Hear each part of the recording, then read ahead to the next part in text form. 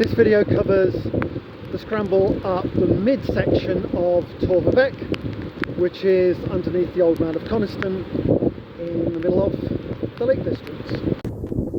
This sign and the bridge over there represent the start point of open access to Torver Beck and can also be considered the start point for the midsection of the Beck, leading up towards the spoil heaps for the quarry. This is what you get at first if you enter at the open access point.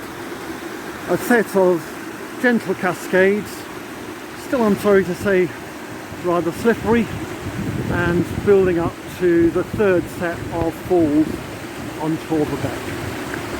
What looks from a distance like one big waterfall of perhaps 30 to 40 feet total drop. Once you get around the corner you can see that it's actually a series of about 3 smaller cascades. As with the previous set of falls, the centre line is just way too slippery to be possible, so instead I came up along the right hand side, which has enough moss to allow you to get a grip and scramble up.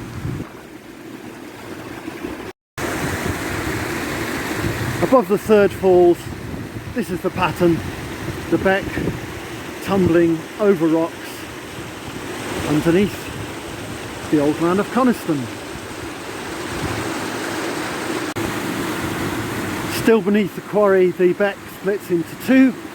This is the main path. Wonderful waterfall for canyoning, absolutely impossible for scrambling up.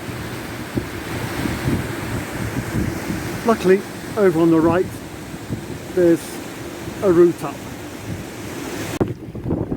This is the right-hand branch of the beck where they split just before the quarry, and this presumably runs up into the quarry itself, or certainly runs out of the quarry. I'm afraid we'll have to be explored for another day. This is the point on the beck where part of it splits down into the quarry and part of it splits downstream, the rest carrying on with cascades up into the hillside. Here's the quarry into which part of Torver Beck flows, generally known as Banishead, though many times I've seen it auto-corrected to Banished Quarry. Above the quarry, the beck tumbles through a steep, narrow ravine.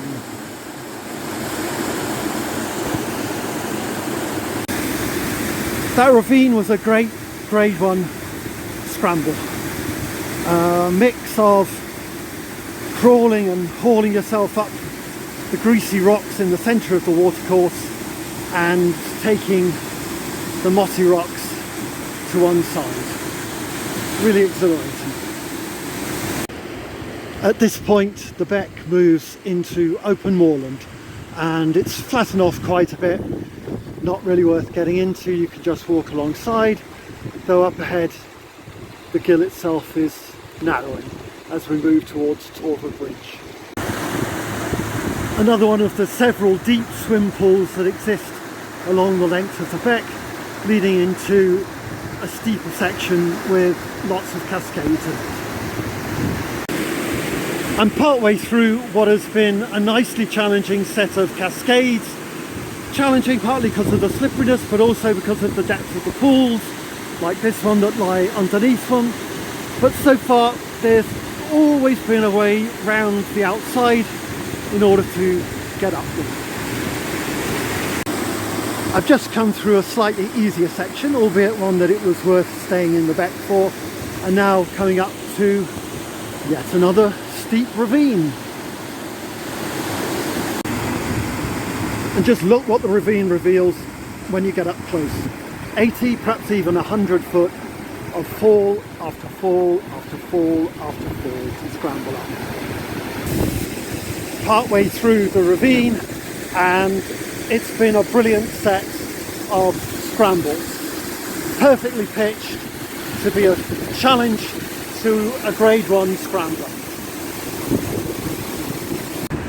here's what the beck looks like above the ravine of challenges. Somewhere up there in the mist is the old man of Coniston, and this here is Torver Bridge. Now, Torver Beck carries on all the way there up to Goat's Water, but that's going to be for another day. And Torver Bridge represents a good place to stop and say that this is the end of the midsection of Torver Beck.